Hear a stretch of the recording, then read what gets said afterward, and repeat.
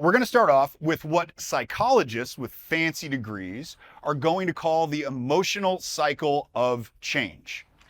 That's what they said. You're going to see that I took some liberties with it. So here's what I want you to start out with.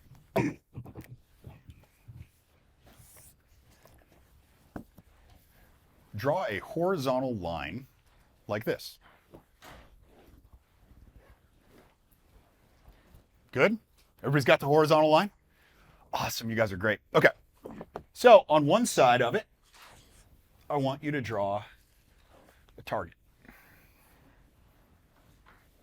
Target like that. All right, good, it's up on the board.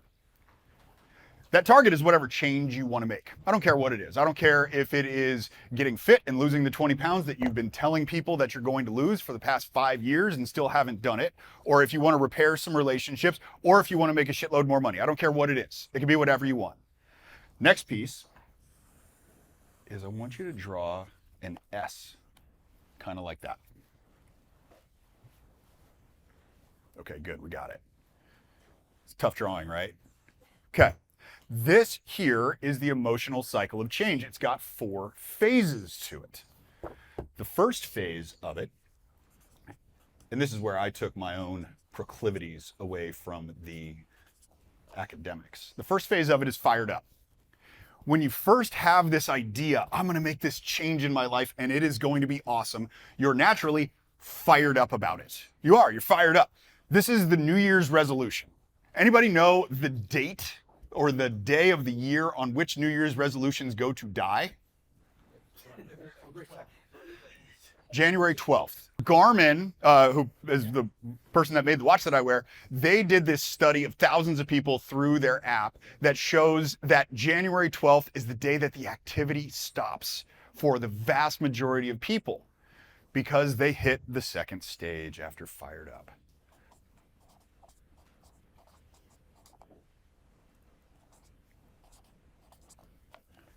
You go from fired up to fucked up. And what happens in this stage of fucked up is you realize the enormity of the task in front of you.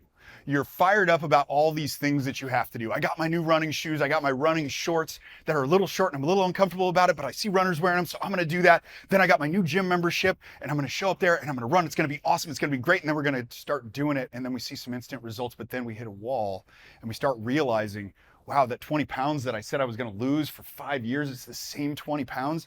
This is gonna be really hard.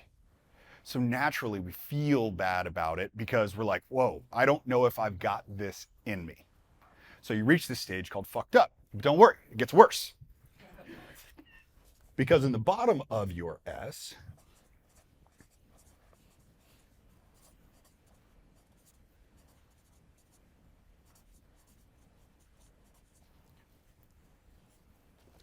my handwriting isn't gonna be good.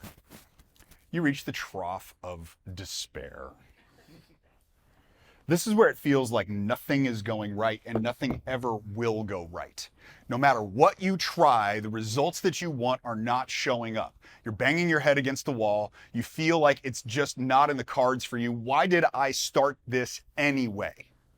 Anybody ever get to that stage where you're just like, why is my effort not putting forth the result that I'm asking for? If I really wanted you to raise your hands, I would have everybody raise your hands and I would call out the liars who never rose their hands, because that is exactly what the truth is. We try these things and it feels like everything's happening. Now, naturally what happens here, sorry about that. See, I normally just have a lavalier microphone and a board, so we're definitely improvising here. Nope, it's okay, I didn't even ask for it. Naturally, at the trough of despair, we start telling ourselves, wasn't so bad where I was. I think I'm just gonna go back. I'm gonna go back to where I started. Did it really suck that I had the extra 20 pounds? I mean, my wife would still have sex with me. She didn't say it was gross. Like, sure, who cares?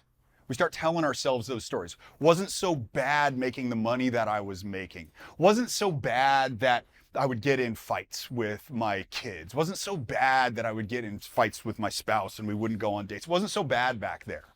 Because it wasn't like this in the trough of despair where I feel frustrated because I'm taking all these actions and I'm not getting any results. So let's just say that we make it through the trough. You've gone through fired up, you've gone through fucked up, you're in the trough of despair. You get through the trough of despair and you get to the final stage.